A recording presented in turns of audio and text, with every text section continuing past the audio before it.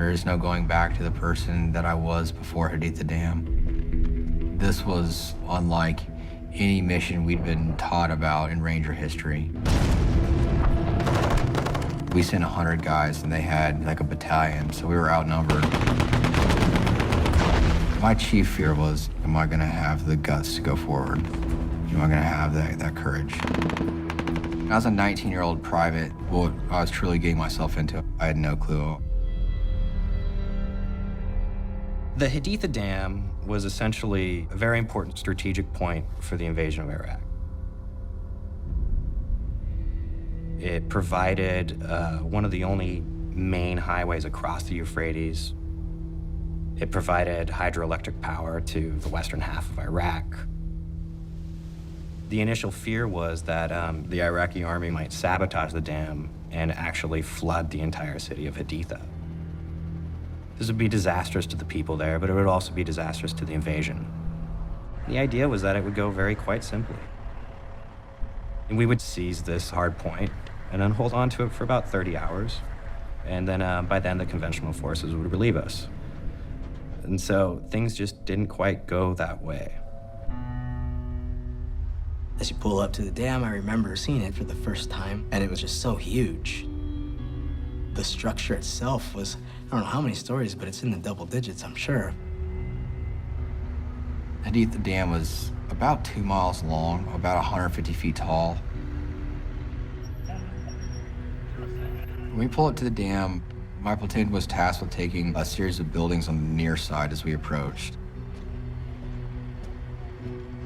We saw some members of the Iraqi army, which we zip-tied and detained. And we're preparing to take the rest of the hydroelectric facility. You know, we were hoping we could do it quietly.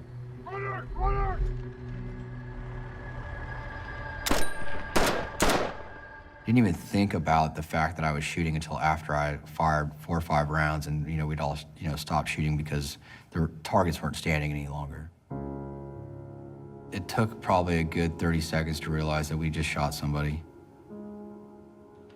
It was one of those things that I always thought about it, going in the infantry, engaging, the enemy is something that you're supposed to look forward to, something I always wondered if I'd have the ability to do. And, when it happened, it didn't feel like the way I thought it would feel.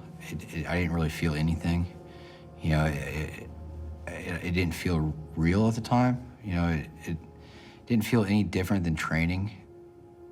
And then it just, before I really had time to let it all sink in, the battle, kind of just erupted. All of a sudden, these RPGs are flying up in the air and airbursting over us. We began doing gun runs overhead. I must have woke up the village and everybody knew that we were there. And this thing became the scariest mission that I'd ever been on in my life. It felt almost overwhelming at that point because the fire got so accurate.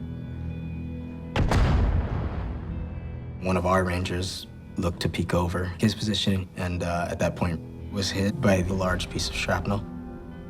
Immediately the call for medic came. As we were running, I remember rounds continuing to come in. We'd run, we'd hear the round come in, we'd have to hit the dirt. And we get back up, start running again.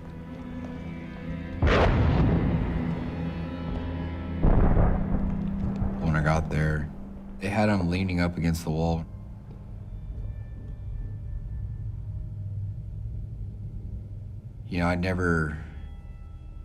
I'd kind of be expecting something manageable, I wasn't expecting, penetrating head trauma.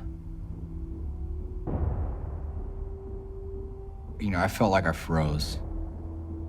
All of a sudden, it was the reality, was.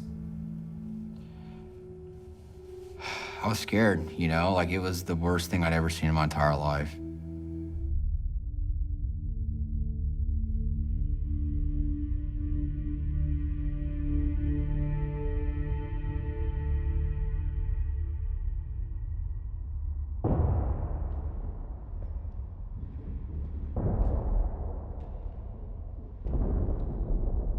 remember my platoon sergeant saying, you guys got this.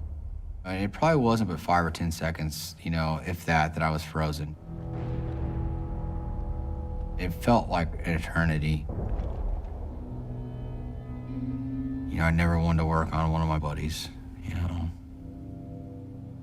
A guy named Jeremy Felbush. I knew him all right, I knew him pretty well, I think. We partied together a couple times. He was a mortarman. And, like I said, those rounds are effective. And got him right in the forehead. We just immediately went to work. Felbush was unresponsive and he wasn't breathing. But he had a very strong radial pulse in his wrist. And that indicated to me that, he was very much still alive. I listened for breathing and I could hear gurgling, which indicated to me that he had an obstructed airway. And so the platoon medic was prepared to do a tracheotomy. Nobody wants to do that kind of procedure, in such an unsterile and chaotic environment. Luckily, we didn't need to do that. I stuck the suction in his mouth. It was, essentially dry blood and flesh in the back of his throat. And when I was able to clear that blood and flesh out of his throat, he was able to resume breathing on his own. And so we start to load him up. Jeremy's a big boy. I had him at the shoulders, and a couple of other guys had him at the legs and the hips, and they'd passed him to other guys on the other side of the wall. Things are happening so quickly, and they pulled him from my grasp.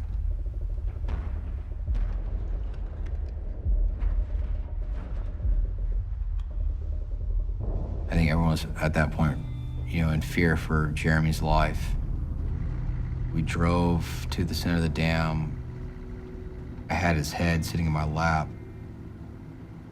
I didn't want his head to touch the ground again. It was just this like, almost fear of mine. So I, put his head in my lap. So I had to wait for someone to, replace me. They brought him in the back of a Humvee that they had converted into a makeshift litter, and they brought him to the center of the control point. It was a lot to take in. And I just remember that look when Matt looked at me, and he was, his mop suit was covered in blood, and, I just remember him handing him over and saying, I know that you guys will do what needs to happen, In the Ranger Regiment, there's this sense that the medics can save just about anybody. If you're still alive and ticking when you get to us, we'll take care of you. And we'll do whatever we need to do, whether it be fly a plane, fly a bird down to come pick you up. We will make sure that you're treated right, whether dead or alive. And that's something that we all live by. For him to be one of the first guys there to save Felbush's life, be on his first combat mission ever. I mean, you can't rise to the occasion better than that. He did a good job treating Felbush. And, Felbush is alive, and there's a lot to say for that. Felbush was able to recover and do quite successfully. He was the first spokesman for the Wounded Warrior Project. I don't think that I would have developed into, the Ranger that I did if it had not been for, Doc Booma's influence. In a sense, it was like a dad going, man, I helped that guy become what he is. I was proud of him. I'm still proud of him. I'll always be proud of him. Haditha Dam very much was my coming of age. It taught me that courage is not being fearless, but courage is moving forward in spite of the fear. Fear is something that's overcomable.